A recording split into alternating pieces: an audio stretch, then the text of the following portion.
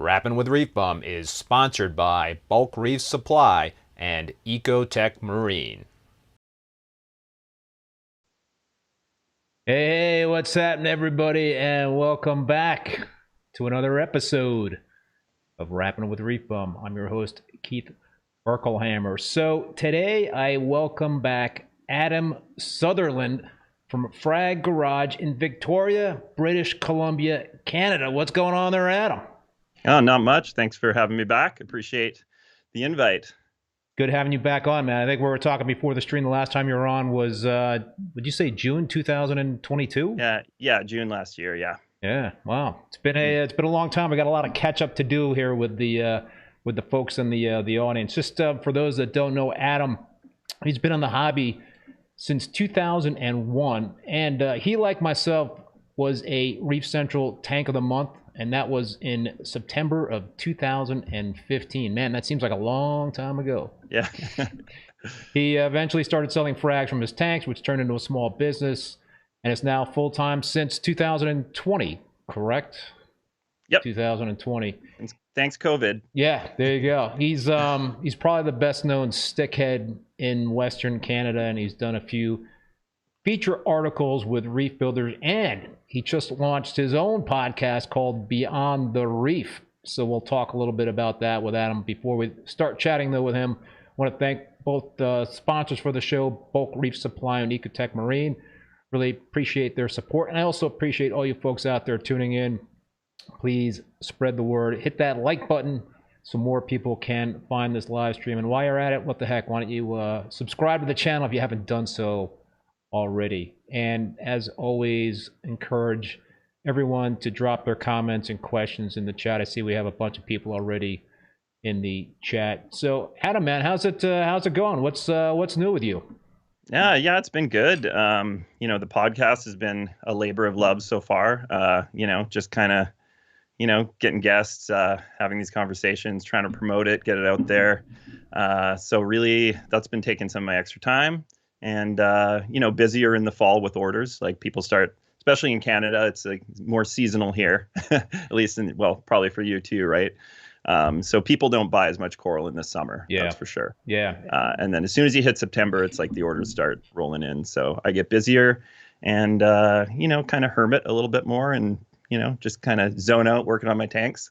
I So, kind of enjoy the summertime because when things quiet down a little bit, it's kind of like, yeah, it's nice to kind of catch up and do some of that maintenance that you've been kind of putting off with the tanks totally. yeah, I sort of look forward to that quiet time. But yeah, you're right. It does start picking up in the fall time. I guess in the summer times it's a bit of a challenge in terms of shipping. At least where I'm at, I mean, in Vermont, it's not too terrible in terms of hot temperatures, but it's always like you get those orders from folks that are out in, Nevada or certain parts of California. There's, Hmm. down south in Florida, and it's kind of like it makes me cringe a little bit when I look at that extended forecast and I see like, hundreds and heat index of 110. It's like, with that sort of thing, I'm like, yeah, I think we're going to kind of like try to ride this out a little bit. I mean, how do you sort of like Yeah. handle that stuff? Well, yeah, that's an interesting thing. I've been thinking about that recently too, because we've had some pretty major variance in temperatures across Canada. So it's been cooler actually here and then quite hot over in Toronto, Montreal area. So I'm like, do I use a heat pack? Because if it's going to be, let's say, I mean, I'm in Celsius, but it'd be, in the hot, like 30 degrees Celsius over in Montreal last week. So like, do I use a heat pack like for the first part of the trip? And then like, I don't want the corals to get warmer when they arrive there. So, I mean, the best thing you can really do is get people to pick up from the ship center, Yeah. and hopefully people are willing. Like, I mean, I, some people have a problem with it. And it's like, if we're Yeah. going to give you the guarantee, we're going to say, oh, DOA arrival, can you please just go a little out of your way and pick up at the ship center if the temperature is too hot or too cold. Yeah, that's always the thing that I try to do. It's tough though. In certain areas, I use UPS. In certain areas, there are not That's a true. Yeah. ton of UPS customer centers nearby. I've gotten into trouble, and it's not really, I guess, trouble that I've gotten into, but there's been some issues where I've had stuff sent to UPS stores, which are not affiliated with UPS. That's a whole Hmm. different thing. Like, so I've sent stuff to people that would go and pick it up at a UPS store, and there's been at least two instances where the tracking said the packages were delivered, yet they didn't know where the packages were at the Oh, UPS store, geez. and they didn't make it until the following day. Luckily, Yeah. I packed stuff well, and they survived. But just really weird stuff like that with Yeah. the UPS stores. So what do you use in terms of a carrier out there? I use FedEx and Purelator. I would say FedEx is a little bit better overall over here. I haven't used UPS for years. I don't super trust them. But Could be different in Canada. I don't know. Yeah, but yeah, I mean, I have delays every once in a while, but you and I have talked about some of our shipping techniques, and I think I've got it kind of down to a point where delays don't really concern me. It's just part of it, and like 99.9% of the time, acros are okay an extra day, Yeah. sometimes even a third day. So Yeah, yeah. yeah, yeah. I mean, I think one of the things that I had been talking to you about was the use of oxygen, and that's something that I started doing. I think soon after Mhm. you were on the show the last time, and we'll talk about that in terms of having guests on our podcast and actually taking some of the advice that the guests are giving, or at least Mhm. kind of doing what the guests are doing in terms of the methods. But yeah, using oxygen was something I started to do about you know I guess after you were on. And then another thing is the use of activated carbon. I can't recall. Do you use activated Yep. carbon? I, Yeah. I put a little carbon in there, and I don't know exactly what the oxygen is doing for the coral. I think it's more keeping the pH stable. Because if you think about it, like when your lights are out, I mean, corals aren't getting any light when they're in the bag shipping. Right. When your lights are out, like your pH drops at night, right? So the zooxanthellae expel some of the carbon dioxide that they've built up over the day. So I think especially for longer durations, having that sort of better atmosphere in the bag just supports like a much better environment for the coral. Because what are the other factors? It's like, flow is something that's missing, but Hmm. like the box is getting moved every once in a while. There's a little bit of swishing here and there. It Sometimes goes it on the gets truck. sometimes it gets drop kicked. Yeah, yeah. Well, if they're packed well, if they're in cups or, I'm not sure. Do you use cups or? Yeah, I use those little. I don't have any close by, but those little kind of like medicine little Yeah, plastic cups. yeah. So yeah, I mean, if the coral's not going to get broken in the bag, and if the temperature's stable, add some oxygen, keep the carbon in there to kind of stop the water from fouling in any way. I think you pretty much I think you could go up to 3 or 4 days, no problem. Yeah, I actually, I think you've done the same thing, but I've done some experiments where I did an experiment where I had a whole bunch of variables in play, but I did, first I did the drilling a couple of holes in the box when you're using a heat pack to see if that makes a difference in terms of letting the oxygen, because those heat packs won't work unless they have oxygen. So the theory is that you want to get oxygen circulating in and out of that box with a heat pack so they can be activated and stay activated. So I did some experiments around that. I did some experiments around the use of oxygen, using oxygen, not using oxygen, using activated carbon and not using activated carbon. I even experimented with using, molded foam boxes versus foam inserts. And what I found in that was pretty interesting. It was like, it really didn't make that big of a difference. I think it was a 1 degree temperature difference between the molded foam versus the foam inserts. So at that point, you just go with the cheaper option. Yeah.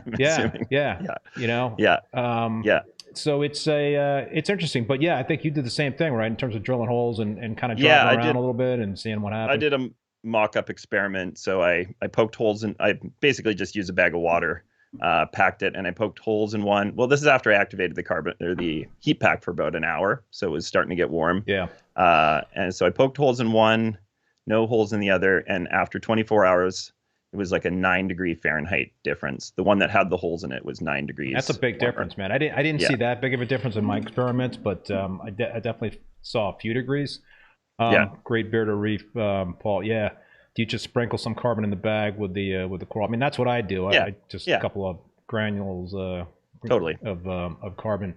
What else did I do? I was gonna mention there was something else that it'll hit me, but there's so many different variables in play, and I think probably the temperature is maybe the biggest variable. And like you're saying, it's a little tricky, because if you're shipping from a place, like today I shipped a box to Las Vegas. So, and it's going to be lows of 40 degrees in Vermont, and it's going to be, a high of like mid 80s in Vegas. And I even look at the hub, the UPS hub in between, where it's going to kind of be hanging out overnight to see what the temperatures are. But, it's tricky. That might be a scenario where you don't want to poke the holes, because you want the heat pack to just kind of fade out in the first little chunk of the shipping. And then by the time it gets there, it's not doing anything anymore. So I don't know. It's it's an art form. It is an art form, because you don't know where the boxes are hanging out. Are they hanging out like in a kind of a warehouse that's below the average temperature or the high? I don't know. Is it of course, then on the receiving end, when it's going into a hot area and it's riding in a bumpy delivery truck that can be really very hot, then I think what you said is a very good idea, which is to try to have those packages held at a customer center, so you can kind of avoid that last leg of the trip. Yeah, totally. But so it is an art form, and it can be very much of a science, just like growing acros, right?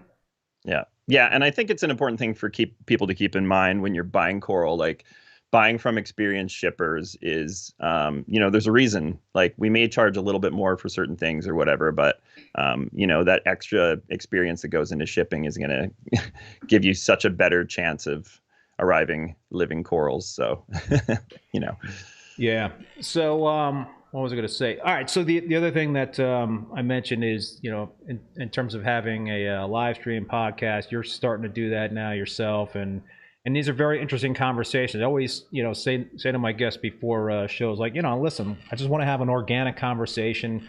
I have a lot, curiosities. I want to try to learn something, so I'm just going to try to ask the questions that are on my mind, and incorporate whatever we can from the viewers. But you do talk to a lot of people that have a lot of experience and a lot of different expertise that you're coming across, and it's not a lot of the same kind of opinions. There's a lot of difference of opinions and how to do certain things. But how have you found it so far in terms of the podcast? So have you been intrigued by some of the methods and the theories that some of your guests are employing? And have you actually thought about trying some stuff?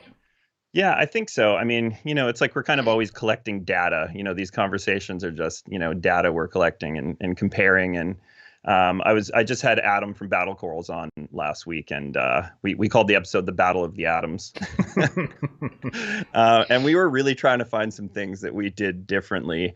And one of the things, I mean, I've been big on elevating pH. The last couple of years, especially like using Kalk. And Adam doesn't really pay a ton of attention to it. He runs calcium reactors. He used Kalk for a while, and he said he didn't think things looked better with it. So he's kind of running like a lower pH range. And I was like, well, I mean, your corals are growing fast. So, if that's working for you, then that's great. Like I've noticed faster growth with higher pH. I mean, you probably me too. feel the same way. Yeah. Another thing that's come up with a couple people's systems is no live rock in the systems at all, which I think is interesting because it kind of goes to show that like the biology of the tank can be kind of functional just from the corals and the fish and say the surfaces of the glass and the racks. And the other part of it too is like if you're trying to eliminate an issue in the system, you don't have to look at the live rock as a possible cause for the issue. Like if it's say leaching or absorbing something, collecting detritus or whatever, like you're able to eliminate that factor kind of in the same way as not having a sand bed. So no sand bed, no rock, like all you've got is water, coral, fish, whatever inverts are in the tank. And your bacterial biome, it's kind of the process of elimination kind of gets a little more simplified. So I like that idea, but am I about to pull out all my live rock? I don't think I would do that. I'd probably take a few pieces out, see how things do, remove a bit more, give it some time. I don't know, but yeah. Yeah, that kind of that seems pretty radical to me to not to utilize live rock. I think over the years, live rock has always been a very important part of my success, I think. But, listen, it is not a cookie cutter thing in terms of there's one way to do reef keeping. So, yeah, I think, and so do those folks dose bacteria? Are they dosing bacteria on a constant basis? I don't think either of these two people were big on dosing bacteria. No, I don't believe so. So, and regular water changes. I think both of these people had weekly water changes, 10 to 15% kind of thing. Yeah. So, yeah. No, I don't know. I mean, not for me, but I would say if you're gonna try to do an experiment like that, then do it like what you're talking about. Take it slow. Yeah. Take it totally. slow. But so what else has been going on with the tank in terms of major changes for our systems, I should say? You have how many, so just remind everybody how many systems, gallons, and tanks that you actually have in the garage. So I probably have about 1,000 gallons in the garage. I feel like that's kind of what I can manage really well, just as like a one-person business. Yeah. So I have SBS system that's about 350, 400. LPS system that's about 400, and then another that's about 150, 200 kind of thing. And then I also collaborate with the local fish store where I actually have a 10-foot display in that store. Right. So that's kind of my display tank. It's available for the public to enjoy. It's 10 feet by 3 feet by 18 high. It's pretty shallow. It's a really nice footprint though. Yeah, I should actually post some pics of that tank. It doesn't get as much love as my home systems do. So, but it's a wicked tank for sure. So if anybody's in Victoria, BC, you can check it out at Blue World Aquariums. It's a really great little local fish store that I sell frags there too. So cool. Yeah. Polo1126, thank you so much for that super chat. Two of my favorite reef podcasters. Here's my weekly down payment towards your Purple Monster layaway program. Do you have the Tyree Purple Monster? I did at one point, but this was probably like 10 years ago. There was a guy in Toronto that brought in a lot of really, really cool, really nice corals. The DV are the pieces, and I still have a lot of DV pieces. Daryl Vanaker, he was a tank of the month back in the day. Okay. I think that's his name. But he got the purple monster somehow, and I had, it was one of those things where I had it for 6 months, and then it kind of started taking off, and then one day I just looked at it and it was white. That it's crazy because it's such a slow growing coral. I don't know if it's like a difficult coral in the sense in terms of keeping it from bleaching out or whatnot. But I think just the tough part is that it takes so long to grow, and a lot of things can happen over time. So and it's not an easy coral to frag either. I mean that's something I frag with a bandsaw. Yeah, I think it's kind of like, I think one of your guests on the show mentioned this one time, is like the difference of a coral like that versus like a Acropora millipora, where it's like there's so many polyps comparatively compared to these just little tiny white polyps on the purple monster. Like it probably just doesn't have the ability to grab stuff from the water, like, and Right. literally just cannot grow as fast. I mean, the conditions it's found in are completely different too, probably. So Right. yeah. Yeah, no, that's definitely a good point. But yeah, it is it's one of my favorites. It's just it's something I've man, when I started reef keeping a long time ago, it was like I got a frag, and then I got a larger colony. Actually, I got like a mini colony from somebody like years ago. Oh, don't tell anybody that. Yeah, I know. And but they grew pretty good for me, and then even under halides, but I was running like magnetic ballast, not the electronic ballast that I'm running now with my halides. Are you all LEDs at this point? And still running T5s. I like to call it the T5 training wheels. So I use Aquatic Life hybrids. So there's four 80-watt T5s on each of my SPS tables. Yep. And I only run them 3 hours a day. So it's kind of like my midday peak.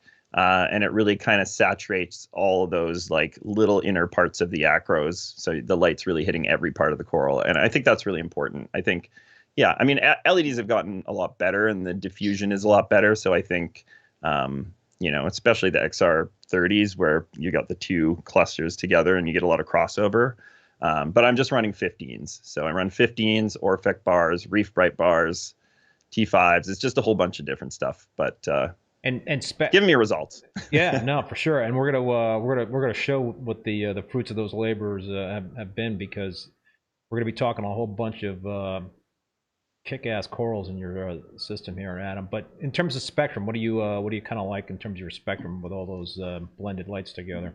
Yeah, it's hard to say like I would say when the T5s are on and when the peak of the day of my radions is up, like the whites are at 100% but the radion blues, the G5 blues. I have some of the G6s too. I don't like them very much. The white channel's a little too wimpy, but I would say it's like a 20K kind of look, like with the T5s on. And but I just enjoy all parts of the day. Some corals obviously look better under blue LED. Some are better under that daylight spectrum. Obviously, the blue corals look better under white. So, there's a time of the day for everybody. Yeah, Mitch McClintock comments, just going back to the Tyree Purple Monster, the late great Mr. Adams had a Reef Builder article back in 2015 where they tried to find the original colony of the Purple Monster. Worth the read. Yeah, that was super cool. I actually I linked to that article in a blog that I did a little while ago. But I think the gist of that story is that they did go on a mission. I think it was with Triton, Unique Corals, and Reef Builders, Jake, and they went on a mission to the Solomon Islands to try to find that original purple monster. And they did collect something that looked pretty similar, as well as I think some blue monster. But I believe Jake's conclusion was without a DNA test, they wouldn't be able to connect it to the original purple monster. But so that's probably floating around out there too, that what was collected out there. Yeah, I mean, and that's an interesting thing that makes you think a little bit, is like, are there corals that we have in the hobby now that don't exist in the wild anymore? Like if it was such a rare strain and it was in this little small geographical area of the Solomon Islands, it's possible that coral, you or I could have corals in our system where that particular variant and strain, just doesn't exist anymore. So reason to keep the hobby going. Well, yeah, I a while ago I had somebody from the Living Coral Biobank, I believe is what it's called, from Australia. And they're basically the purpose of that organization is to bank corals, to grow out corals, and to bank those corals in case they need to be reseeded into the reefs around the world. So that's Yeah. I know one thing that's going on, but more stuff like that would be really cool. And I think what Yeah. they were also looking for was hobbyists to potentially bank some wild corals too, which is pretty neat. Well, it's interesting too. I think Vincent Chelios was saying that some of the best sort of reef building and most important corals on the reef are not the kind of corals that we collect in the hobby. Like they're usually the uglier corals, Right. well, by our standards. So, I saw that video of the coral bank and I was like, yeah, there's a lot of kind of brown, kind of Favia moon coral, kind of, bouldery type corals, which wouldn't, yeah, it's an acquired taste as far as the reef hobbyist, but I still think they're really cool, but obviously important for the ecosystem. So yeah, no, for sure. So we were talking a little bit about bacteria before in terms of the live rock and whether or not those folks use or dose bacteria. What about yourself, man? Are you dosing bacteria on a regular basis? Yeah, I have put some bacteria in my tanks every once in a while just to kind of ensure that the biome has some of the strains that we want. And I kind of say that in quotes because I mean, I don't know if we know 100% what all of the best strains are. We know what some of the bad strains are, but yeah, I mean, I'm really interested to see how Eli and this aquabiomics will kind of develop a clearer picture of things as more data comes in. I think supporting that service is, and I'm being a bit of a hypocrite because I haven't tried it yet, but supporting that service is just going to make it better and better and better. It's kind of like, 23andMe or Ancestry.com wouldn't work if a lot of people didn't submit their DNA. So, I think it's going to get better and better. And it might get to a point where we really kind of know what's going on with, a healthy reef tank's biome. And it'd be great if we had some test strips or there's certain things like the Vibrio strains, like if we had a way to test for some of those strains. That would be super useful, I think. Have you ever had bouts of coral pathogens in any of your tanks or systems over the years? Yeah, I mean, my theory is that like most of the time when you lose a coral, unless you can kind of correlate it to some, particular event, I think most of the time it has to do with bacteria. I think when everything else is doing well and something just starts to go, like a acropeels or brown jelly disease, which is not a disease, it's really a syndrome, starts to develop on, say, a polyp of a torch or a hammer or something. I often think it's just, there's bad mojo going around your tank, and sometimes it gets in the wrong place at the wrong time and has the ability to proliferate. So I think adding some of those good strains of bacteria is beneficial. I actually have one thing which might be useful to some people. I had dinos in my system at the shop for about 3 or 4 months. Tried UV. I didn't have the free swimming type. Oh, yeah. UV is not going to work too well then. Yeah, but I dosed the Tropic Marin Nitribiotic, I think is the name of it. And the dinos were gone within, like, I'd say almost gone in a week and completely gone in 2 weeks. Whoa. Yeah. So, I mean, it was the only thing I changed other than just like, the regular things I was doing, like siphoning it out, doing water changes, but it would always come back. So like that's the only thing I can attribute to that strain. What was going on with that tank? What do you think brought that on? I mean, it's always like some sort of imbalance, I think, that causes the dinos or a young tank. It was an imbalance, and it was because that tank always ran super high nutrients. Like it ran nitrates 25 to 30. Phosphates were probably in a good ratio to that, but they would be like 0.2 to 0.3. So I actually added Chaeto to the sump and a Kessel grow light. So I kind of turned the sump into like an algae reactor or like a refugium. And my nutrients went down, and when the nutrients went down, the algae exploded. So that's an interesting like statement, because it's like, even though the nutrients were higher, the tank was at a balance that it settled in at that balance. And most corals did really well in that system. I just thought like, that seems a little high. I should bring it down. Yeah. So, dinos happened. I stopped doing the Chaeto. Probably Yeah, I mean, I probably stopped it quite a bit before I got rid of the dinos. So the nutrients were already back up by that point. But um, yeah, I think that's important to like sometimes just let a system, unless the nutrients are wildly high and coral will not survive, systems will kind of find their base point, like where the biology kind of functions well. And that's just the whole patience of the hobby, right? Like, Yeah. This is an interesting question from NSB Reefs because I've tried several things and not exactly sure they've worked. But speaking of dinos, what do you guys do to condition your egg crate? Yeah, I've thought about this. So yeah, I would get dinos on egg crate when I swapped it. And I tried, so every time I do a water change, I have these 60-gallon barrels that I keep my last water change water in case of emergency or whatever, just so I have some water that's the same as the tank.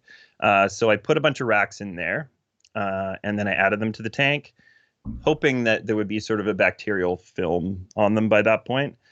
But I still got an algae cycle, still got dino cycle on them. So to be honest, I'm not using egg crate anymore. I've got the last few pieces in there, but I've been swapping for acrylic, and I never get a cycle on acrylic. Yeah, I did the exact same thing. I for a long time tried to condition my egg crate. I tried to soak my egg crate in a sump or something like that to try to just get some sort of biofilm, some sort of thing built up on the egg crate.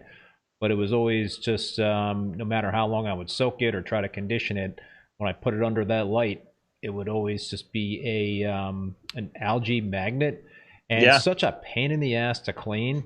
I mean, egg crate's got just a lot of nooks and crannies and stuff like that. So then I was like, the hell with that, man. I'm like, I don't want, I didn't want to like keep breaking out my power washer every few weeks to clean like a whole bunch of different egg crates. So I just transitioned to acrylic frag racks. I'm using the racks from. Do you know Luna Reef? Those racks? Yeah, I got some Lunar Reef racks. Yeah, they're great. And they're great. Yeah, Building an Obsession, I got some racks from as well. Yeah, and they're awesome. So and they're really easy to clean too. I mean, if you got some stuff on them that you need to clean off, it's not like you gotta go outside and take the power washer to them and stuff like that. I'm pretty much go to my slop sink and just take a little scrub brush and boom, slides right off. So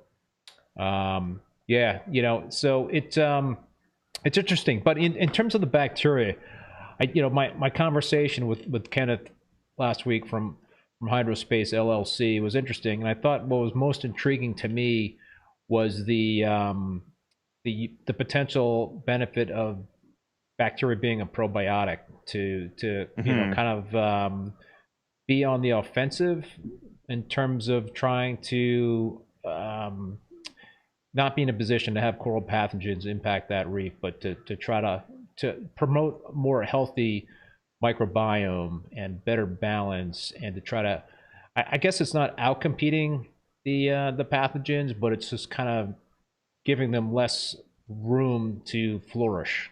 Yeah. And I mean, I think that, that product, it sounds like it becomes food for the coral, whereas my understanding is that most corals, they don't really take in nitrates as food directly. They take in bacteria that carries those nitrates and phosphates.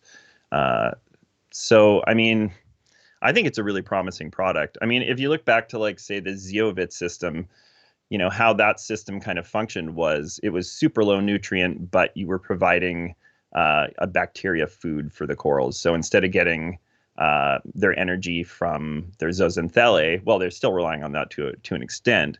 They're getting a lot of their energy from the bacteria that they're feeding on. So this might just be a kind of a better way to do it. The only thing for me, and for you too. I mean, you're actually. I've got about 800 gallons of total, volume for both of my systems. You got about 1,000 gallons. It gets expensive. You're dosing bacteria on a daily basis, which is what Kenneth was recommending. That can get pretty pricey. Yeah, well, at least his kit is like it treats 8,000 gallons, so I feel like that should last a while. But I don't know, dude. Do the math. It's not as cheap as you would think. I mean, 8,000 gallons, so that should give you like 8 weeks or something like that. Yeah, But Yeah, I'm kind of more into just the mode of like, yeah, put a little bacteria use some from different companies. I don't know, just switch it up and put some in sometimes. It's probably not going to do anything bad unless your nutrients are like rock bottom. Like it's probably just gonna, give you a little like more diversity of hopefully some of the strains of bacteria that benefit your system. So do yeah. you use UV?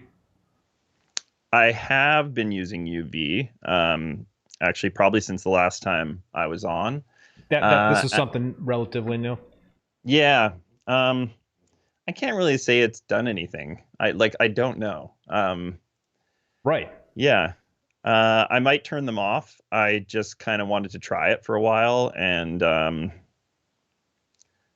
like, yeah, maybe I'll turn it off for a while. Maybe you convince me. Try Well, it off for 6 I'm months. running UV. I mean, I've been back and forth on this. I Yeah. ran UV for a while, then I stopped running it. Now I'm running it again. I had Steve Wiest on, and he did the same kind of experiment. He was running UV, and then he turned UV off, and then he did a microbiome test, and it came back that he had some cyano that was never ever in a microbiome test before.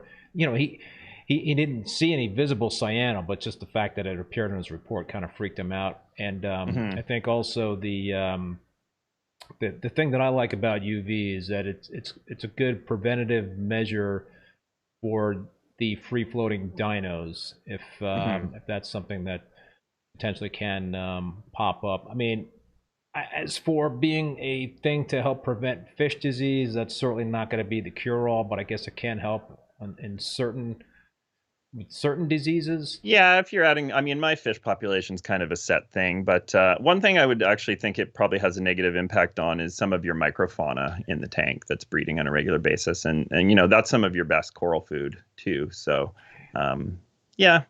Right. And I know that from what I've seen with my microbiome reports and talking to Eli is that it does impact the microbiome. I mean, there is a certain profile that you will see with a tank that runs UV that you're not going to see with Hmm. a tank without UV. So there's going to be a diversified bacteria population versus Hmm. for tanks that are not running UV versus tanks that are running UV. But you got to like just it always comes back to the way the corals look and how the corals react to certain things. And yeah, so if you see some benefits with the UV, or maybe you're not seeing any benefits, but they're just the same in terms of before UV, Yeah, after UV, then I guess it's I would be curious if the systems that were running UV still had a good amount of some of those like desirable strains of bacteria. Were some of the ones that were missing, some of the ones he considered to be like common in healthy systems. right. Yeah, yeah. I mean, I don't know. We just need to get more information on this stuff. I think it's going to be awesome once the picture is clear. But Right. it's yeah, And the last time we I think spoke in terms of the live stream, I think you had talked about using ChemiClean, right? yeah, yeah. And What was your experience again with the ChemiClean? so I actually treat ChemiClean a couple times a year. No cyano in my system. I do find that it's a little bit of a bacterial reset and things look better afterwards. I've never seen anything look worse afterwards. Really? I think, one of the only reasons uh, maybe some corals might be irritated from the microbubbles. So do as much as you can to sort of, like if you have sump baffles and you can put some filter floss in there, that helps. But yeah, I don't see any problem with it. I mean, you said you have a little bit of cyano that you've been kind of fighting, and I know you're pretty resistant to running Yeah. chemicals. Yeah. But honestly, like, I really don't think you have anything to be concerned about. But something that would be good data for aquabiomics would be to do a before and after, if you were going to consider it. Yeah, I had a guest on that did that. He did a pre-post aquabiomics test with ChemiClean, and it definitely impacted the microbiome. I think that's Hmm. certainly something that, based on what's in that product, that's a pretty reasonable expectation is that your microbiome probably will be impacted. But I guess it also depends in terms of how you know, you go about doing that treatment. I think one key is to make sure that all the cyano is, as much cyano as possible, siphoned out of the system, because if it's not, then that could potentially be a negative. Huge nutrient spike. Yeah, Right. totally. Totally. I mean, any treatment like fluconazole as well, any treatment that's going to, you know, chemically treat a bunch of algae in your system that's feeding on nutrients, like get as much of it out before you treat, obviously. It seems like a no-brainer, but I hear about people crashing tanks here and there. I know, which is sort of scary. Now, you know, have you used fluconazole for bryopsis?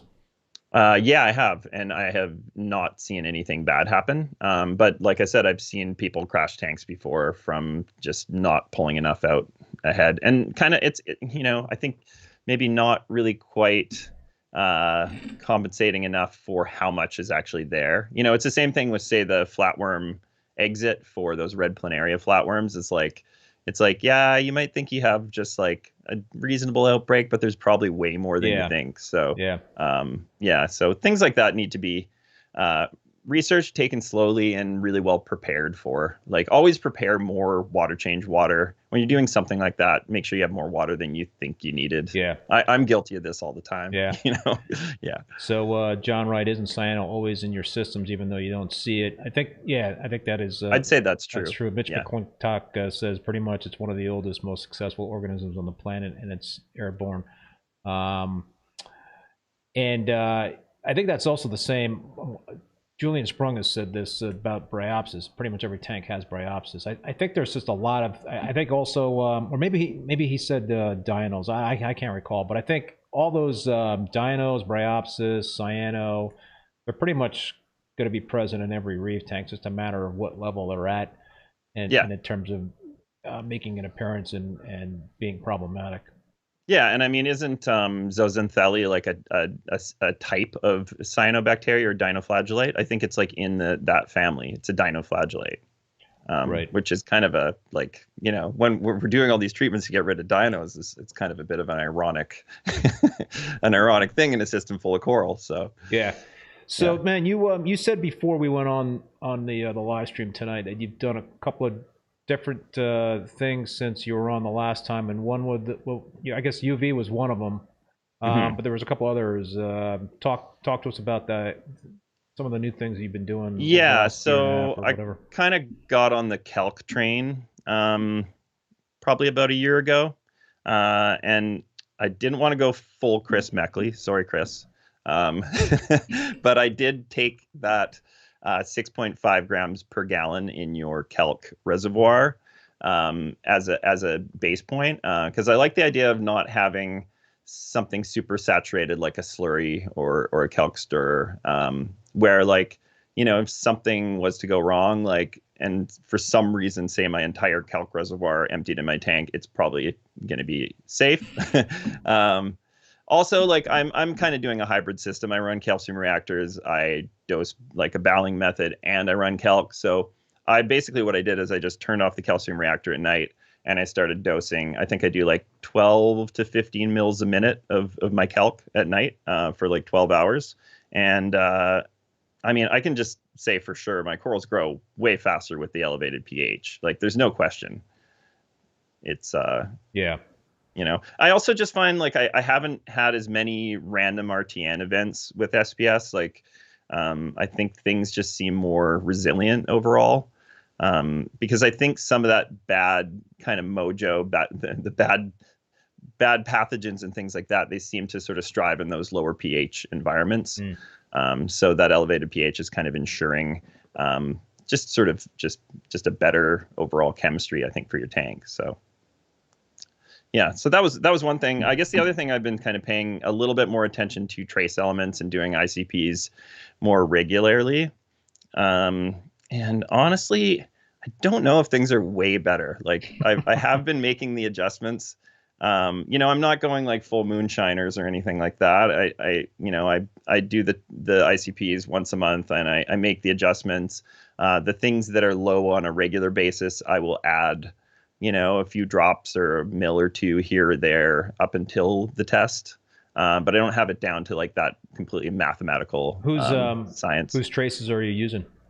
So I'm using the Fauna Marin ICPs. I think they're really good. Yeah, because there's the Reef ICP, which is pretty cheap. The only thing is it doesn't test fluoride. So if you want to get the fluoride, you have to do the total, but the total has the RO test as well. So yeah, and are actually the North American distributors in Toronto. So I get like really fast turnaround on those ICPs. I ship them on Monday and I get my results on Thursday. Nice. The same week. So Yeah. it's pretty good. That is pretty good. Yeah. So what are you dosing in terms of different elements? Do you know off the top of your head? So yeah, a couple things have been high lately, and that's kind of got me to question. One of the products I've been using is flatworm stop, Zeobit flatworm stop, and there's actually a discussion on the Moonshiners Facebook page where like Andre Mueller gives some pretty good information about it, but he probably still doesn't know because that company is so secretive and pisses me off. But the idea is that it's kind of this wormwood mix with a few other trace elements, and I think it has if you're dosing a fair amount regularly, it has iodine in it. And my iodine has been elevated lately, and a few corals that aren't even particularly difficult to keep haven't looked so good for me lately. So, and my iodine's not wildly high. I think the range is 0.06 to 0.08 and that's in, what is it? Yeah, micrograms. And mine was sitting at 0.11, 0.12. Listen, I was doing the same thing you were doing. I was dosing that flatworm stop, and my iodine levels were elevated. And I do believe that was a reason why I had my episode of RTN STN in my Peninsula tank. You know, so be careful with that product, I guess is what I would say. Yeah, that's a thing. And I mean, I've been kind of wanting to write this letter to Zeovit as like an open letter. I'll start a petition. I'll get people to sign it. But I think it's time for that company to be transparent with what's in their products. Like, you know, they don't give us the ability to learn from what we're using. Like if it just says like a blend of trace elements, well, if you're already dosing trace, like if you already have, like if you're doing a balling system that has trace, or, you know, whatever trace you may be adding, like, well, then whatever's in that bottle is just going to be on top of that. And then you're going to end up with something elevated and you could have a problem. So, I mean, in this case, I think that's what it is.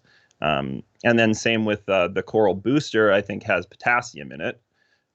So, and like a lot of products have potassium in them. So you got to be careful, right? Because like, you know, depending on how much you're adding, if you're adding potassium nitrate to elevate your nitrate, you might end up with this wildly high nitrate level, potassium level. So, you know, I just say it's time for them to be transparent. And honestly, I'd be more likely to use their products if I knew what was in them. It's not like it would be like, oh, the secret's out, like everybody's just going to copy them now.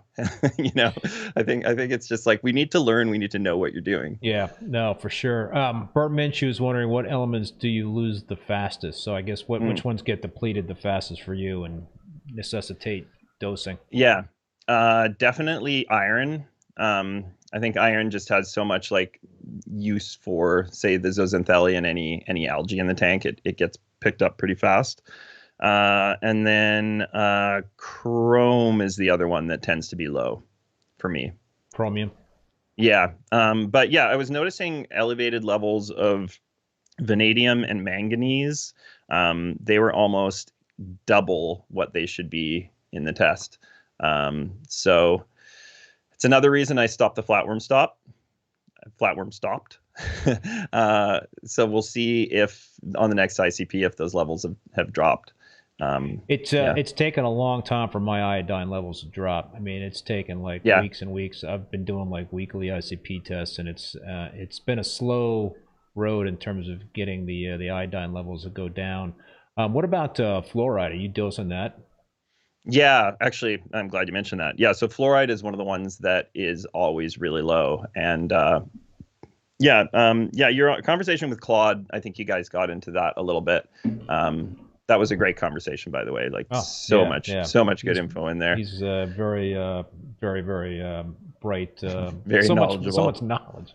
Yeah. Yeah. So fluoride, like, I mean, you know, the theory is that it's responsible for some of your blue pigments, and also like the sort of, I don't know, the strength of calcification seems to be better, I think, with a solid fluoride level. So, and then has that relationship with iodine, I think, as well, right? With some of those other, is it halogens? Right. I don't want to talk like I know anything about Iodine, science. bromide, and fluoride, I think, are the Yeah, halogens. yeah. There's a relationship there. Yeah, no, I think it's important. I thought I was bringing my fluoride up to natural seawater level, and I was doing it very, very slowly and carefully. And by the time I did my next ICP, it was back down to where it was before it. So, Yeah. I think if it's an element that I'm going to actually get into natural seawater range on a regular basis, I'm probably going to need to be dosing quite a bit of it. Remy, thank you so much. Bahama Llama Coral is in the house. Woo! Cheers, gentlemen. So, Remy, text Moki and tell him to get into this chat so we could have another little super chat war. All right. So yeah, super chat war. Oh yeah. Man, manganese is always low, especially in Ghani Port. Yeah, John, right. That's true. Manganese is something that I've dosed in the past, but I'm not dosing that. You know what I've learned through Claude is that sometimes you can over fertilize a reef tank by dosing too much, stuff. Mm-hmm. So I was dosing like a lot of iron. I was dosing, the iodine, the manganese, the what else was I dosing? Cobalt, and he pretty much nickel. And he told me to cut all that stuff out. Stop. Even though I'm getting zeros in the ICP test, he was like, "That's that's just something where you could potentially do more harm than good." And right, because a lot of ICP tests you see 000 for iron. And the assumption is you need to dose a lot of iron, so it's interesting. In that regard. Yeah, and another good point Claude made was that we do get trace elements from our food. And like dry foods will give you like a breakdown of what trace elements are in them, and like you'd be surprised actually, like some of the trace that's in just a dry pellet food that you feed the tank. So I mean, I think we're always adding trace in that way, and then depending on what method. Are you calcium reactors or two-part? I can't remember. I think you're two-part. Calcium reactors and the Kalk washer. Yeah. Yeah. Yep. Yeah. Yeah. Yeah. And one of the fauna products that I use I have one system that just runs a calcium reactor in Kalk, and I use their microelements A and B, which is like a trace system for systems that run calcium reactors. So it's kind of probably some of the trace elements that are in the coral tissue as opposed to what's in the skeleton. Because if you're using, say, Reborn as your reactor media, you're getting some of those, harder trace elements out of that, or major elements, rather. Jason Langer makes a good point. Iron is crucial for any algae-based filtration. So, right, if you're running macro, chaeto, refugium, then you probably want to be dosing iron to help feed that macro. Yeah. Yeah. Yeah. Yeah, for sure. So, what about coral feeding, man? Are you have you done anything different lately in terms of feeding corals? Do you directly dose any coral food, amino acids? What's your routine of late? So actually, I was able to get some food that I used to get years ago, and it's a really great food, but it's not really sold commercially. It's actually so I live on Vancouver Island, and the Georgia Strait is kind of this like body of water that's between kind of Washington State and Vancouver, and kind of where I am. You gonna say cycloplees? Cycloplees? No. So this is just marine plankton, like the actual real plankton from the ocean. Wow. So I have this plankton, and I feed that. And then I blend up a bunch of prawns, salmon. I'll throw whatever I kind of see at the seafood section that kind of looks kind of, like the tank might like it. I also blend up nori in there as well. Be careful, nori is high in iodine as well. Yeah, I don't feed a ton of it. So, there's probably 2 sheets going to, 48 ice cubes or something like that. So I mix all the food together. I put it in ice cube trays, and that's just how I feed. I mean, I don't target feed. I do put reefroids in my mixture too. So the reefroids go in every food cube as well. So there's kind of something for everybody in there, from corals to fish. Like I can't really be like, I know you can set up feeding timers so your flow can all turn down. I don't really have my pump set up that way, and like I don't want to forget to turn something back on. So I just let the corals fend for themselves. Full flow. It's fine. Rogue Aquariums, Adam has some amazing corals, and we're about to see some of his amazing corals. What about live phyto? Have you ever used live phyto in your mix? Yeah. I was actually had a little attempt at starting to do rotifers and phyto, and I was putting some phyto in the tanks. I didn't notice any differences, but I would imagine, uh, other than I think that it can change your nutrients a little bit. I think that it's food for your microfauna. So I think it's just one of those things. It's like it's either going to do like something or like almost nothing or nothing, but it's not going to do anything bad. Yeah, right? Kenneth said that a small percentage of what the corals do take in, like acros, a small percentage, would be like live phyto. Interesting. Yeah. 13% or something like Yeah, that, I think right. he said. I think Yeah. something like that. Yeah, and then I guess there's a big part of it is the bacteria, what Hmm. he was talking about. But I used to do live phyto. I haven't been doing the last few months. It's a it's a bit of a chore in terms of Yeah.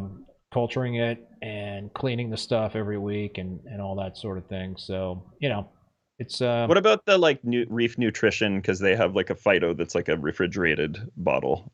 Does that kind of achieve some of the same results? I don't know. I used to use the Reef Nutrition Oyster Feast and Roti Feast years ago for my other when I had like a 225 gallon tank, and that was the only tank in my systems. But it's Mhm. for 800 gallons, I think for me it's probably a little bit too pricey to Mhm. do that on a regular basis. But I did have great results with it. I mean, at least it was part of my the equation. I can't say it alone was a difference Yeah. maker, but it was kind of part of my thing, Mhm. which I was Yeah. growing and You, coloring up corals, so it was part yeah. of that success.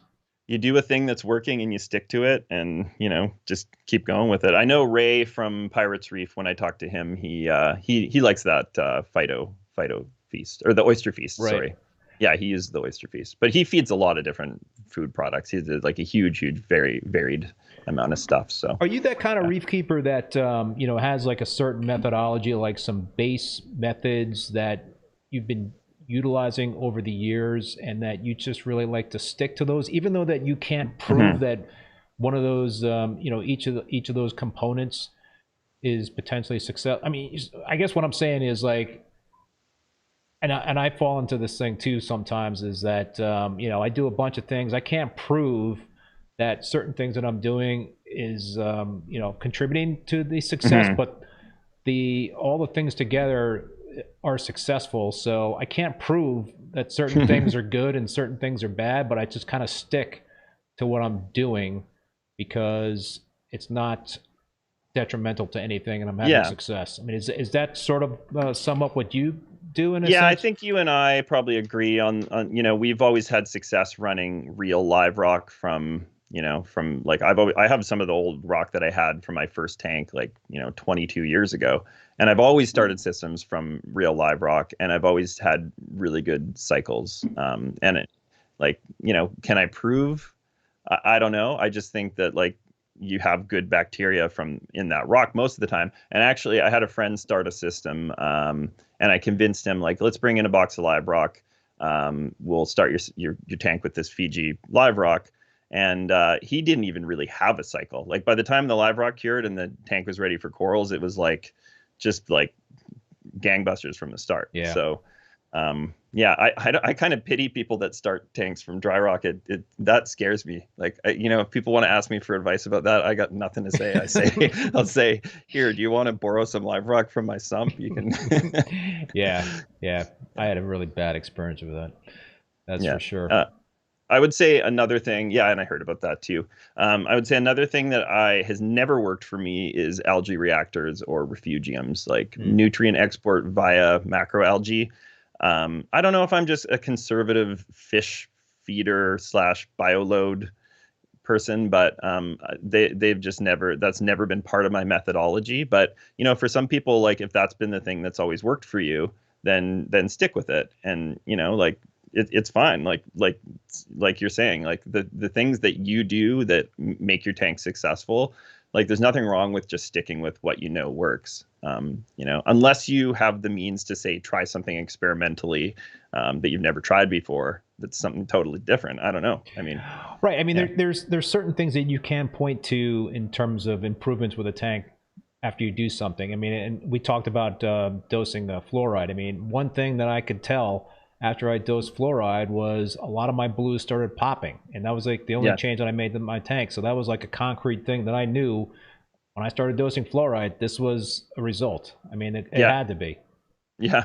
I was talking to Chris Wood from Captivate about this, and I was like, well, you know, I don't want to have to send in like an ICP every time I want to know my fluoride. And he's like, well, you know, you could just like watch your blue corals, and when they look like they can't get any more blue, you probably have enough fluoride. I was like, so the test kit is just the Cali tort or the Oregon tort. Yeah. I guess, you know. Yeah. But yeah, I mean, my fluoride's been low, and my torts, as we'll see in the video, are very blue. So I don't know. Maybe they're just absorbing it. Rob of State New York, thanks, man, for that super chat. Great chat's coming. Appreciate it. And $10. You got some corals coming to you tomorrow there, dude. A whole box of corals. Kenneth is in the chat. In the paper I referred to, 13% phyto was a maximum part of natural coral diets. Same paper suggested 0.3% as a minimum figure. Likely depends on the site, species, season, etc. Question mark. Yeah, good to know. All right, man. Let's talk about some specific corals. We talked a little bit about some specific corals, but you got quite the collection there, Adam. So let's should we start with the Acropora spawning incident? Yeah, let's start with that, because that video was that was a pretty cool thing that happened last. So I'm showing that video there of the spawn. Okay. Yeah. What's our lag? Is it like 15 seconds or something? Like 23 seconds. Oh. Yeah. Like we're like in the future for people. Yeah, right. The time machine. Yeah. So this video, obviously I turned on some blue lights to get the videos while they were spawning, but I've had a spawn before, and it was just a Cali tort, and it was the only coral that was spawning. And this is the first time I've seen a spawn where it was like 20 different corals spawning. So I'm going to check next year around the same week and see if anything else, if it happens again. One thing that's kind of cool is the fox flame put out some eggs too. So I don't know if I want to get that info to Jason Fox. Yeah, you can see them on the fox flame there. What time of the day was this? This was probably just after lights out, and it was the same with my Cali tort like a few years back. Actually, there's an article on Reef Builders that I wrote about that. So, yeah, just after lights out. And then, sometimes you just go and check the tank before you go to bed, right? And sometimes I'll shine a flashlight, and I just saw little things floating everywhere in the tank. So, so I got this video, and yeah, it was pretty cool. Nothing settled. I didn't see anything after the fact. Yeah, like I'm not, that's a whole other aspect to it, is getting the gametes or however you call it, to actually settle down and find a place to grow from. But yeah, it's definitely super cool to see. I mean, if a coral has enough energy to produce, to reproduce, it's probably pretty healthy. So it's a good sign, and it probably happens in more people's tanks than we know about, right? Yeah, I hardly ever come down to see my tanks after lights up, because I'm usually like in bed. Yeah. Who knows, right? I mean, how many of these kind of events happen at home aquarium? Yeah, no, probably healthy systems. It probably happens, like I say, way more often than we expect. But yeah. Yeah, John Wright says Richard Ross seems to be having success with coral spawning. Yeah, he's got his coral lab at home. All right, man. So let's take a look at some of these individual corals that you have in your collection. Now, this is a video of the Aqua Delight versus the PB. Is that a pearlberry you're talking about? Pearlberry, okay. Yeah. So the first one is the Jason Fox Aqua Delight, and then the second one is the ORA Pearlberry. At least that's what it was sold to me as. And I gotta say, I actually like the Aqua Delight a little bit more. It's different, because there's also a piece that I have in my collection. The why am I spacing out on the Aqua Delight? The guy who was named after Jason Fox? No, there's another. Oh, Paul, you would know. It's a guy local in New England. Why am I spacing out? So it looks like a different type of coral, but that Jason Fox Aqua Delight is awesome. And the Ora Pearlberry, there's a lot of imitations out there, and that coral. I've gotten a few frags that were sold to me as Ora Pearlberry, but they were definitely not. Yeah, and I think it's a coral that's like fairly variable too. Yeah, like Greg Hiller's Aqua Delight. That's what I was thinking about. Okay. Yeah, Paul, you got it. There, Paul knew. we knew at the same time, Paul. Yeah. But yeah, the Pearlberry I think is like one of the coolest corals if you can find the original Ora Pearlberry. Yeah, and mine's the strain that like some of us kind of guys in Western Canada here, like a few of us have had it for 10 plus years, and I'm pretty sure it's the one. It's the right real one. Deal. So, you could tell. Yeah. You could tell. Yeah. Such a cool coral. I'm not sure the species on it. I remember seeing acros come in from Fiji that had a very similar look to them, but I don't know the country of origin. So if anybody knows, that would be interesting, species or country of origin. How are you getting a lot of your acros? Are you doing any importing at this point, or are you doing pretty much just acquiring frags? Yeah, I don't really do importing myself. There's some wholesalers that I kind of cherry pick from occasionally. I mean, I did go to Bali back in February, and I picked out some stuff. But I lost pretty much all the tenuous within the first 2 weeks. Really? And most of it, I think, is attributed to that green boring algae, or it could be something to do with the iron in the racks. But yeah, I noticed in particular that if you see a mariculture piece that does not look like it's actively encrusting on the base, it usually has a much worse chance of survival. I mean, you should bust it off the base anyways, but it's just, I find that's a good indication. If it's encrusting, then, it means since it was fragged, it's actually growing, and it's taken to the fragging well. So, yeah, but no, I'll occasionally bring stuff in, and it kind of has to go through my quarantine process.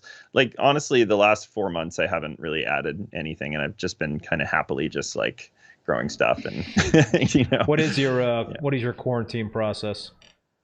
So I have an LPS system that doesn't have any SPS in it. So, the sump chamber is like, the tank's big. It's a 9-foot tank. So the sump's like 6x4.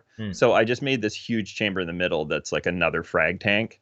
So that's actually lit by an ATI Stratton, which is a really cool light. It's probably one of my favorite reef lights, actually. I don't know if they make them anymore. But yeah, the acros get rebased and they bake down there. And then they get dipped and they get inspected. And once they kind of get past that phase, sometimes I'll either take the colony and rebase it again and move it to the main system, or I'll just take a frag and move it to the main system. But yeah, it's a one stage basically quarantine system. I kind of like the idea of having a second stage, but it's just about space and systems and maintenance. It's a lot, right? Yeah, no, for sure. Yeah, I got a one stage myself.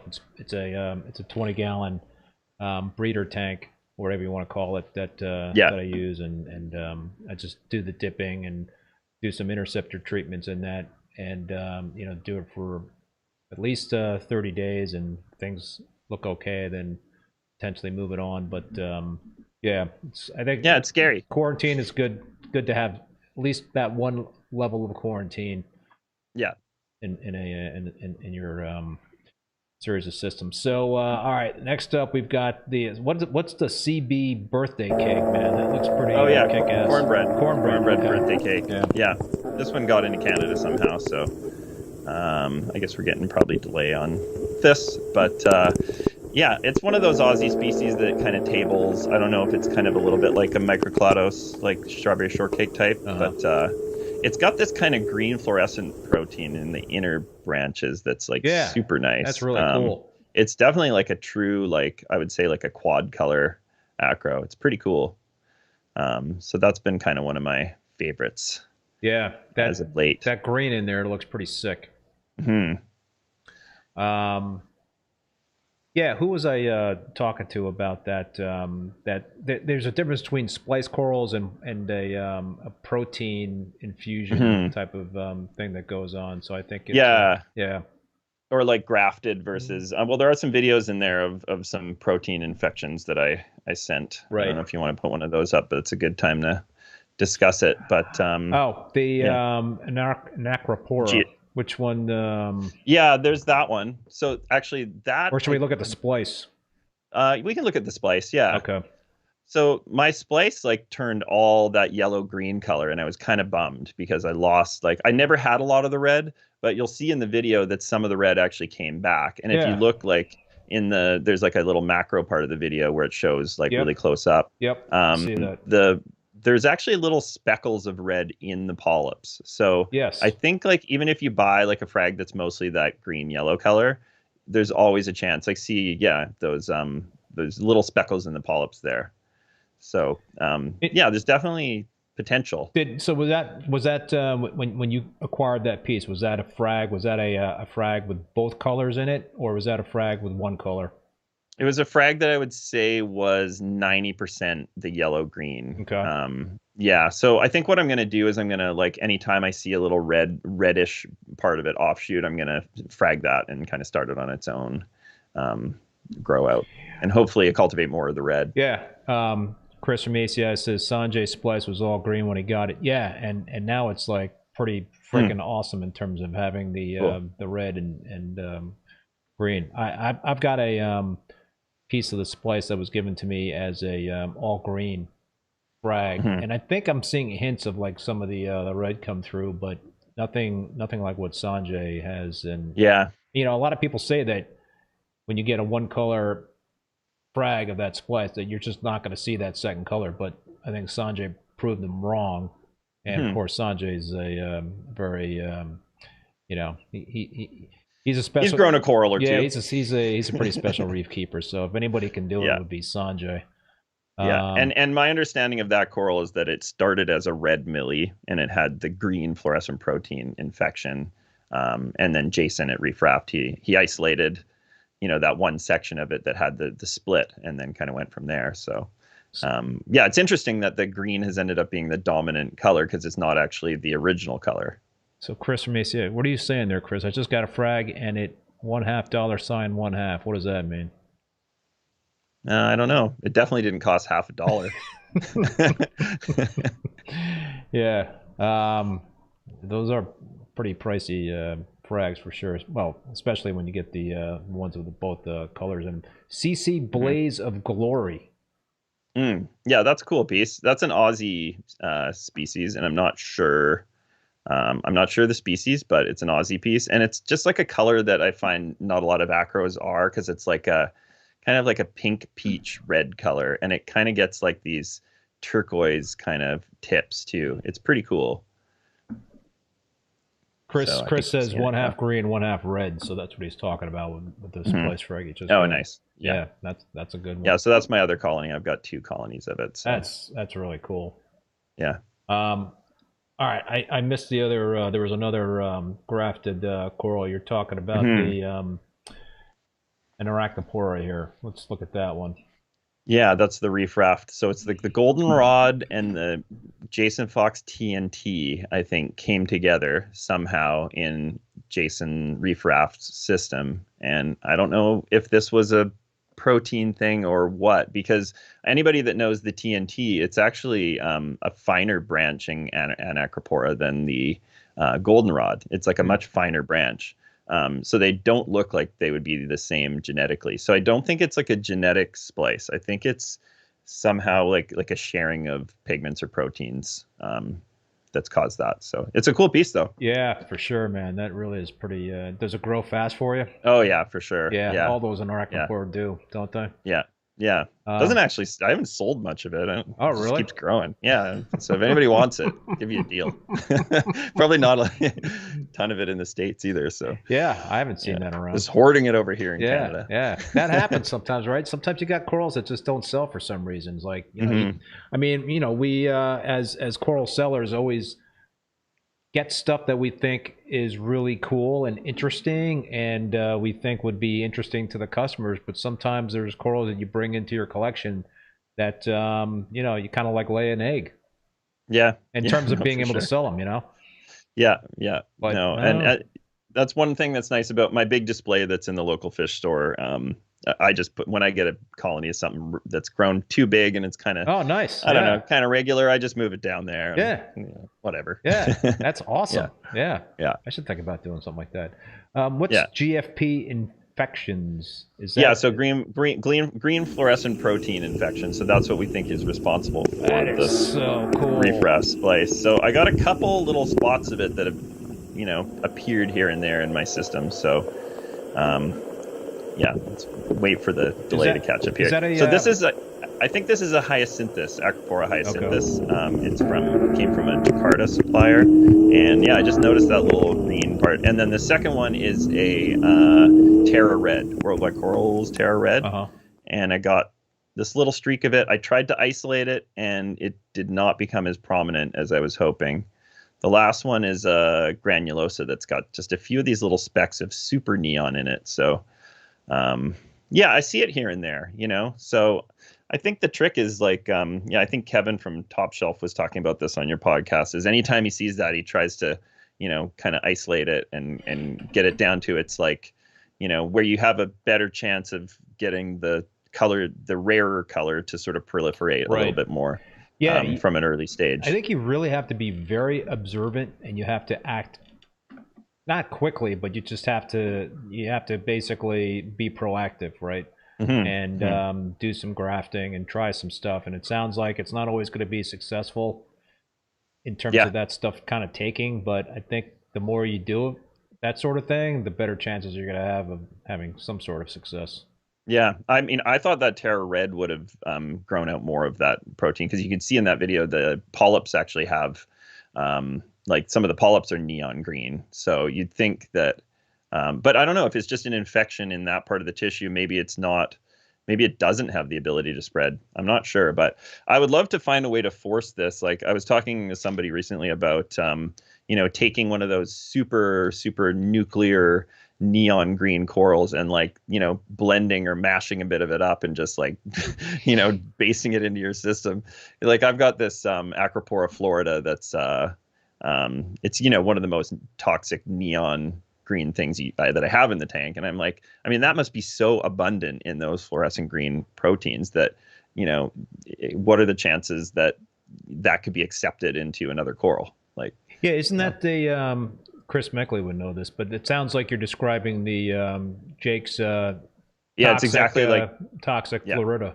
It's exactly the same. Yeah. It's a coral I've had for like probably 15 years or something like that. Yeah. So I got a frag from Chris, man. It's freaking like burns the retinas. So bright. Yeah, it's definitely one of those corals that it's not expensive, but like it's a coral that from across the room it catches your eye in the tank. So really, we love corals like that. Really cool stuff. Any other splices or any other infections, protein infections, or we're just left with some standard straight up? Well, let's look at the Four Seasons hyacinthus there, right? That's a cool hyacinthus. Bitchin' coral. Mm-hmm.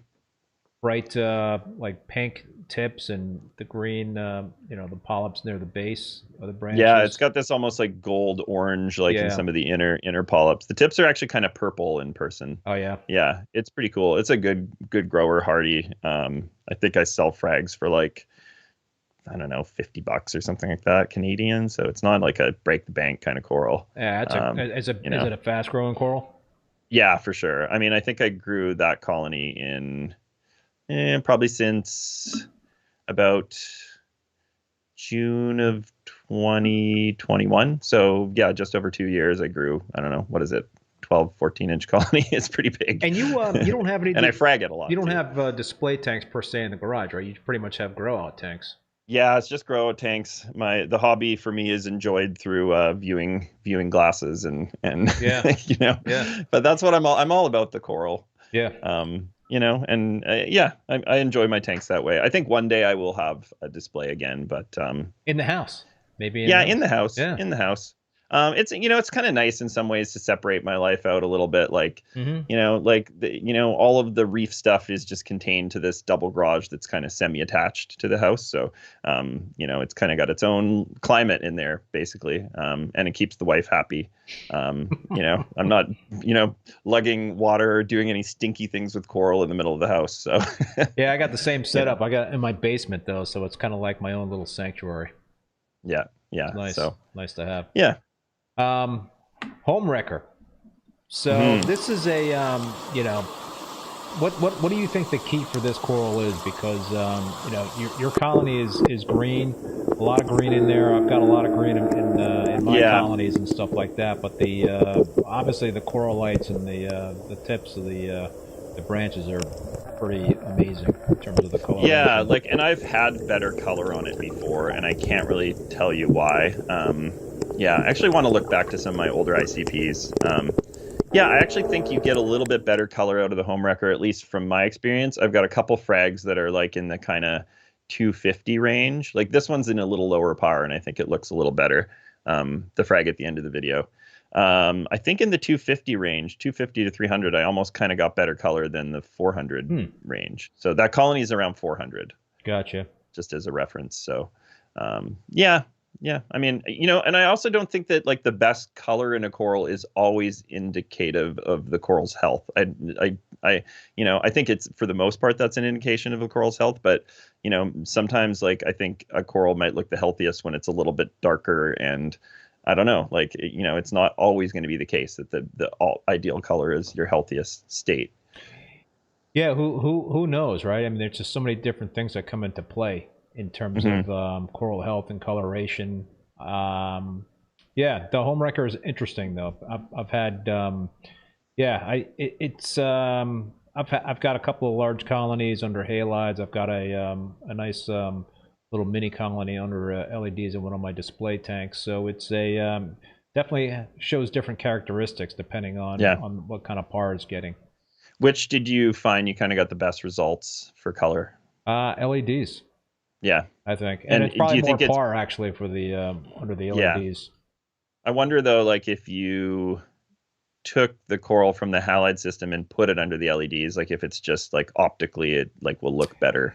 That's true too, right? I mean, I'm trying to run a spectrum that's close to what the halides are. It's not exactly the same thing, but it is a little bit more. There is more of a blue spectrum under my LEDs than what I'm getting out of the halide. So that could certainly be part of that equation. What is a latistella? Did I pronounce that correctly? Oh, latistella, yeah. Latistella. Yeah. So the sort of Candyland is kind of a popular one. There's a few. I know Top Shelf has quite a few strains. But yeah, latistella I think is one of my favorite acropora species. And yeah, there's one here I've had for quite a long time. And then I think towards the end of the video, I switched to another one. Really cool. Yeah.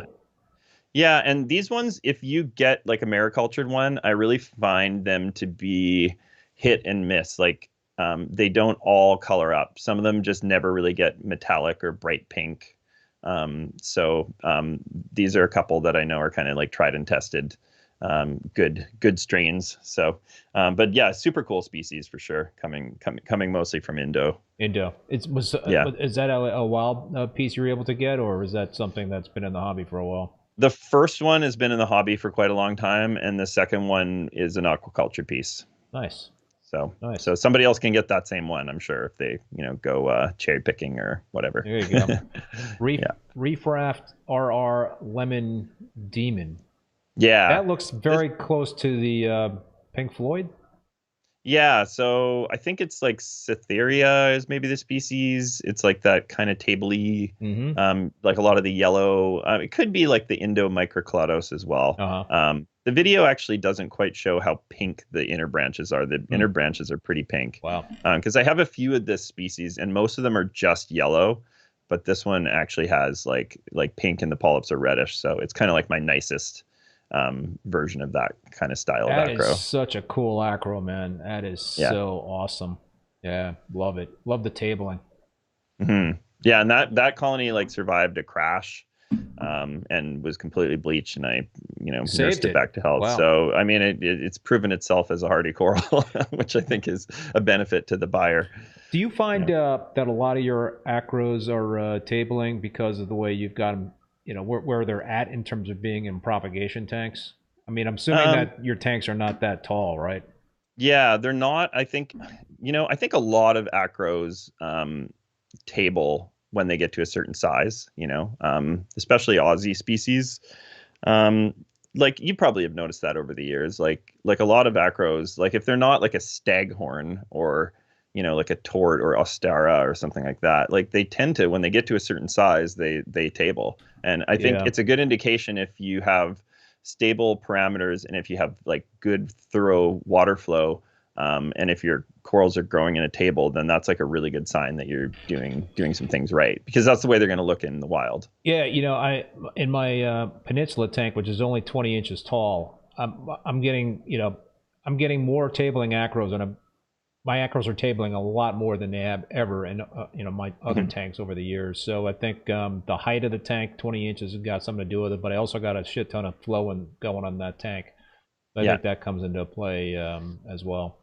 Yeah, and like I said, like the stability, I think, continues to allow like those axial growth tips to continue to put out new growth. So like they're just kind of nonstop growing. It's kind of like a Monty cap has a ring of growth, right? So that's just going to continue. It's the same thing with your ring of axial tips on an acropora. So yeah, I mean, if you've got nice tabled shapes, you're probably doing something right. Yeah. Reef Raft Canada Wildfire. There's another awesome looking coral. Wow. This is another Aussie. Red polyps, man. That's insane. Yeah, I've actually, and I've seen a couple wild of the same species come in, and they're just not as nice. The polyps aren't as red. I actually like gave a colony to someone of something that I thought might have been the same strain, but yeah, it's like this like cream color kind of in the base, and the polyps are just like super contrasted red. Yeah, it's a cool piece. Gorgeous. Definitely. You're definitely lucky to be in the Reef Raft Canada, the same continent or the same country as Reef Raft Canada, because they had some pretty incredible stuff. I mean, how many acros in your collection are from Reef Raft? I would say 20 to 30 or so. How big's your collection? I've got at least a couple hundred acros, different types of acros. I'd say 150 different types, maybe. But yeah, Jason actually got out of the game as far as I know. Really? So, and he was working with TGC, Two Guys Corals, I think, or I think he had some affiliation with those guys. Okay. So I don't know. I think there's going to be something will kind of come out of him, because he had hella connections. I mean, he kind of started a lot of the, big collector acro craze. Yeah. Like, I don't know, what was it, 10 or 12 years ago when Reef Raft came out, and a lot of the big sort of name game injection was kind of his bad. Yeah. Well, his bad, his good. There's good and bad things about it, but yeah, no, he was well connected, and he was really good at. I think one of the reasons he had as much unique stuff as he did is he didn't really do maricultured as much. He would bring in wild collected. So even if it was Indo, he'd bring in Indo wild, and then that way you're not just getting the same acro that's coming from the same brood stock that everybody else's acros are all coming from. So yeah, cool stuff. Speaking of TGC, the TGC cherry bomb. Not too many tenuous like that out there, huh? No, and like I've said this before, like I don't see any red polyp tenuous come in mariculture shipments that like can even compare to this one. And it's the fastest growing tenuous I've ever come across too. Like these, like one of those I have fragged since, but the three bigger chunks here, I think were frags like less than 6 months ago, maybe 4 months ago. And that's what I've grown since then. So yeah, they're just gangbusters in my tank. Perhaps that Kalkwasser is doing something. Shortcakes, microcladus.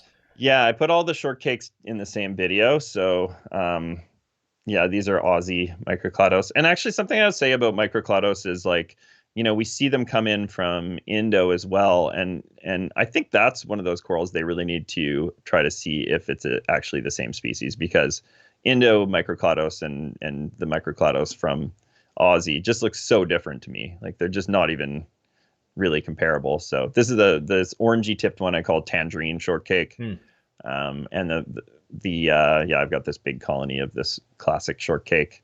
The frags look better than the colony, actually. The colony like is a little bit, I don't know. You know how it is with big colonies sometimes, like you just can't but blast the flow through them once they get to a certain size. It's almost ready to frag it up a little. The last one's an ultimate strawberry shortcake. In person, it's like a little bit of yellow in it. What in terms of the name strawberry shortcakes that you have in your collection? What are your some of your favorites? So I guess I don't have too many. Like I've just got this like classic one. Actually came from Reef Raft originally. Not that it's a Reef Raft strawberry shortcake. But it's just one that came from Jason. So that's kind of the main one I sell on the site. And then the tangerine was one that I kind of picked out of an Aussie order. And I was super happy with it. I mean, that's a coral that I know is like has been cultivated all across Canada now because I've sold a lot of it, and other people that I know also sell coral have grown a lot of it. So it's kind of cool to see that, you know? Yeah, for sure. Yeah. And then the ultimate, I haven't really had it very long. So it's like, I like to let my corals get to about, I'd say like 4 to 6 inches is like when I'll actually start fragging them, because, you know, it's like, that's kind of the sustainable frag size where, you know, you'll have another frag by the time you need another one pretty quickly. Right. So yeah, it's like super growth. Yeah, for sure. What's a Thang's Aussie? Can't see the rest of the name here. Yeah, it's Aussie Pink. Right. Thang's so Aussie Pink. Thang is a Toronto guy, GTA Reef. I got this from him quite a while back, 5 or 6 years ago, and I think it's the same species as Confetti, but it's just so highly variable. Like you see the kind of like turquoise colors, and like it's pretty unique. Like it almost looks like one side of the coral is a different coral. It almost looks like a protein infection or a splice or something. Yeah. So that's kind of one of my favorite pieces right now, just because it's kind of doing weird stuff. Like that one side, which, you know, I don't know, maybe it's 50 more par from the top of the colony to the bottom. Who knows? But it's and the growth tips too. But yeah, definitely more color and more of the pink in there. So Chris says Vincent found a wild a Caroliniana with natural grafting article on Reef Builders. Yeah. Ooh, yeah. I think I saw the pic of that, and that is super cool. Yeah. Torts. You talked about torts before in terms of the. So what are we looking at here, tort wise? So let's see. The beginning of the video is from left to right. It's the West Coast tort, we call this one, and then the middle's the Oregon.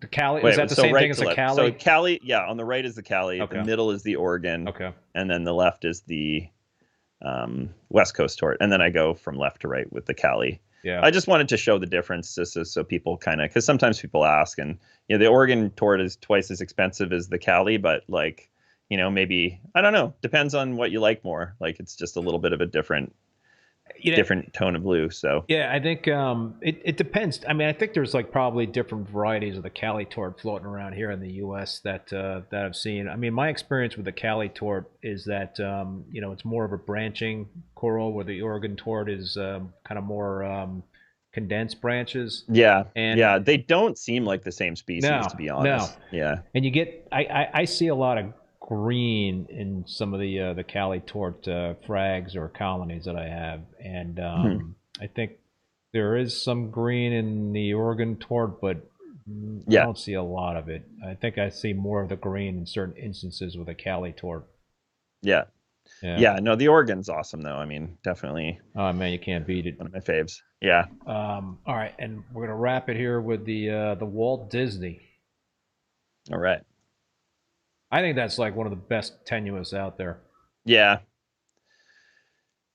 So I was testing my par the other day, and I think these were sitting around 350, 400 par kind of thing. So, it's a great coral, and I haven't seen the same coral come in a mariculture shipment. So, you know, the power to the Walt Disney is that it's like, you know, made its place in the hobby. You know, from us cultivating it ourselves, and you know, there's no imitations coming in. Yeah, it's pretty kind of hard to see the you know, how you can kind of get that confused with something else. It's a pretty distinctive tenuous in terms of the versus like a home wrecker or something else. But I think personally, that's one of my personal favorites in terms of tenuous out there. Mm-hmm. Yeah, it's awesome. But all right, dude, I think we're gonna wrap it. What do you want to leave us any final words or pieces of advice for folks out there trying to get to the next level with SPS? Actually, I wanted to kind of turn the tables a little bit. And so in my podcast, I end the show with asking these rapid fire questions. So I thought it'd be kind of fun. Yeah, I didn't know that. Okay, well, you're going to get rapid fire question. All right. Okay, so Keith, favorite fish? Turning the tables on me here, huh? Yep. Favorite fish? Favorite, regal angelfish. Nice. And if it had a, I guess, what do you call those? The deviations in the completely spacing out. The misbar regal angelfish. You know, when you get those misbars going. I don't know if I know, but I'll have to look into that. Yeah, those get to be a little pricey. I've had a couple of those. Yeah, cool. Okay, favorite SPS? I would have to say the Oregon Blue Tort. Okay, I think I already knew that. Favorite LPS? Doesn't have to be one in your collection either. You don't care? Okay, I guess I'm going to say the same for softie. Do you have a favorite softie? Nah. No, NA. Okay. Well, Green Star Polyp, is that a softie? Was that qualified? Yeah, sure. Yeah. You can say that. Yeah, okay. Favorite light? It can be like a source of light or a product, particular model. You mean in terms of metal halide versus LEDs? Versus... Yeah, or if you like, certain model of light. I'm gonna give you a bulb, 400 watt, 20K radium bulbs. Yeah, definitely one of the best bulbs of all time. Yeah. Okay, favorite product line if you were to say use one product line to run your system. Well, I sell GHL stuff, so I pretty much use all the GHL in terms of the product line. So I'm a big fan of GHL stuff. But I'm very biased. Yeah, but so if it was for reef, your chemistry of your reef, like if it was for like salt and products like that. Well, I use Captivate Aquaculture. Yeah, okay. I use salt and Chris's supplements and all that good stuff. So yeah. Okay. Yeah, Kalkwasser is like off the hook good. Yeah, I started using it recently too, and I definitely noticed like a bump in pH and alkalinity. It was like very pure stuff. Yeah, hyper reactive. Favorite wave pump? Oh, sponsor Ecotech, and I'm not saying that because they're a sponsor. I've been using those forever. Yeah, MP40s are definitely one of my all-time faves for sure. Yeah. Okay, what is your most favorite or most hated pest that you've ever dealt with? Well, aquarium flatworms, I think, are pretty gnarly. Mm-hmm. Okay. Okay, so if you were going to choose one of these three things to like pay more attention to, lighting, flow, or water chemistry, like say two of them could be like done well, and then one of them could be just like knocked it out of the park. So say that again. I got to pick two out of. So yeah, lighting, flow, or water chemistry. What would you say is the most important thing to you? Oh, geez. Lighting, flow, lighting and flow, I think, are the two most important things. And then I'm just kind of getting more and more into the water chemistry thing. Mm-hmm. I used to not be into the water chemistry thing at all in terms of ICPs and dosing, supplements and what have you. So that is a more of a relatively new thing for me in terms of my reef keeping journey. Yeah, that's actually kind of cool to hear because. Yeah, I mean, like sometimes I wish I cared less about water chemistry and just let it do its thing. I used to like the only things I used to test for years ago when I had when I was on, had the Reef Central tank of the month and all that stuff. I tested with the Saliford test kits, nitrates, phosphates, alkalinity, and magnesium. And did I say calcium? Mm-hmm. I didn't. No, so I'm sorry. Let me take. So I did not test for magnesium on a regular basis, and I did not test for phosphate on a regular basis. In fact, I rarely, if ever, tested for phosphate. Yeah. Interesting. Yeah, it's almost like ignorance was bliss back in the day. Yeah. Okay, final question. This is kind of a fun thought experiment. So if you had the sort of life situation and the financial means to do so, would you do a polo style reef? Nope. You would not. Okay, No. why not? I'm curious. Too much work. But you get to hire people to do it. Oh, You can okay. Well, afford if to hire I had to hire people to do it, then maybe that's a whole different story. If it's not Yeah. all on me, then yeah, sure, why not? Yeah. Yeah. Nice. Yeah, I think it's every reefer's dream to have a tank you can put a mask on and jump into Yeah. in your living room. Yeah, no, for sure. I'm thinking of like downsizing, in the next few years in terms of like, I Yeah. got too much crap to like worry about. So, I don't know. It's, I love, it's a great hobby, but, it Takes over your life, that's for sure. It could be pretty demanding in terms of the amount of time and all that stuff. So I do like Yeah. the idea of having people that could do stuff for you, though. That'd be cool. For sure. Yeah, final thing I'll just say is I am going to be in Orlando and Miami in the beginning of November. So I'm going to visit some shops there, and we're looking at trying to import some stuff from Orlando as well. So anyways, if anybody sees me in the shops, like say hi or whatever, I'll be visiting. So should be fun. Cool. All right, Adam, man, this was a real treat. A lot of fun, dude. Looking Yeah, forward thanks to a lot, having you. man. Looking forward to having you back on. So Yeah. we'll wrap it up here. I want to thank Adam again for being on the live stream tonight. And I also want to thank both Bulk Reef Supply and Ecotech Marine for supporting the show and sponsoring it. I also want to thank all you folks out there for tuning in, and also a big thank you to Paul, who is the moderator as well as the president of the Boston Reefer Society. Please join and support your local reefing clubs. They are so important to this hobby. Also want to let you know that all episodes of Rappin With ReefBum are available as podcasts on Spotify, Apple Podcasts, Google Podcasts, Stitcher, and Amazon. My next Rappin With ReefBum live stream will be on Tuesday, October 17th, 7 p.m. Eastern Standard Time, with Andrew Robson, who is a hobbyist and bonsai artist. So we're going to be talking a lot about the art of bonsai and aquascaping and how those two can intersect. So it should be another great show. If you want to check out the full upcoming schedule of guests, visit reefbum.com under the YouTube section. Until next time, be safe and be well.